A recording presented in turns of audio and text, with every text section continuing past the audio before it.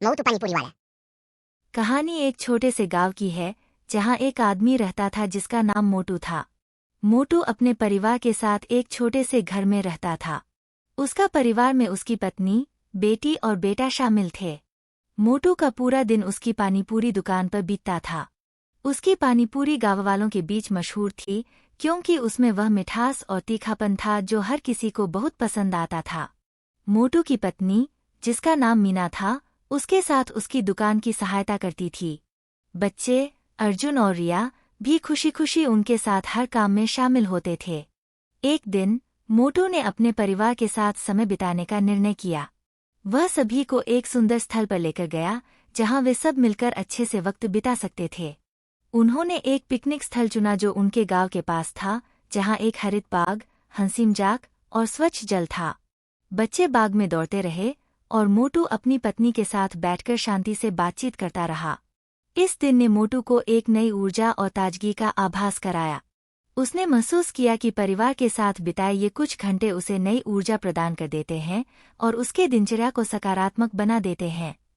इसके बाद से मोटू ने निर्णय किया कि वह अपने दिन को अपने परिवार के साथ बिताने का समय निकालेगा। वह न केवल अपनी दुकान को चलाएगा बल्कि अपने परिवार के साथ बिताए गए समय का आनंद लेगा। इसके परिणामस्वरूप मोटू का परिवार और भी मजबूत हो गया और उनकी पानीपुरी दुकान भी फिर से तेजी से चलने लगी। उसकी नई दृष्टिकोण ने उसे और उसके परिवार को खुशी और समृद्धि की ओर बढ़ाया।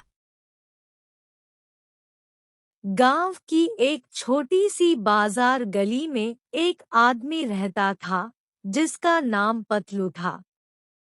पतलू एक सब्जी विक्रेता था और उसकी दुकान गांव वालों के बीच मशहूर थी।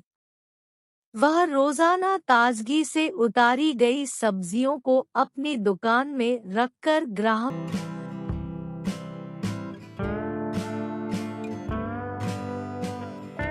एक दिन पतलू की दुकान में थोड़ी अधिक गैरमामी थी। अचानक एक आदमी उसकी दुकान की ओर बढ़ा और कहा, भैया 1 किलो टमाटर दो।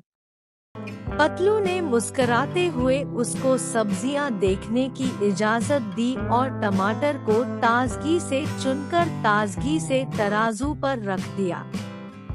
ग्राहक ने मुस्कराते हुए कहा, ये टमाटर तो बहुत ही ताजगी से भरे हुए लग रहे हैं। यह लो, मेरे लिए 1 किलो ताजगी से भरे हुए टमाटर दीजिए।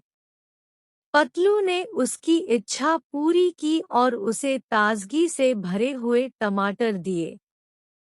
ग्राहक संतुष्ट होकर गया और पतलू की दुकान से बाहर निकल गया। कुछ समय बाद एक और आदमी आया और बोला, भैया मुझे बहुत ही ताजगी से भरे हुए शिमला मिर्च दो कृपया।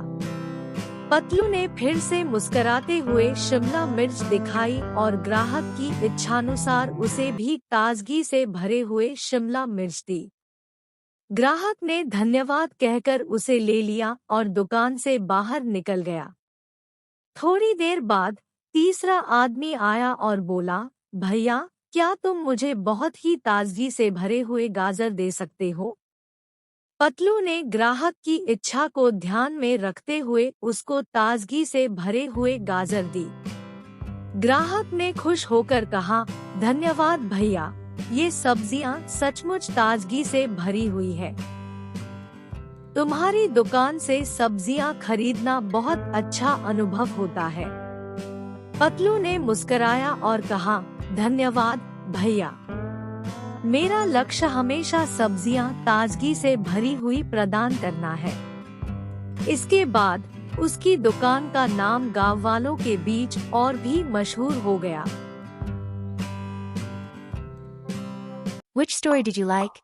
Tell us in the comment box and like and share. Don't forget to subscribe to our story.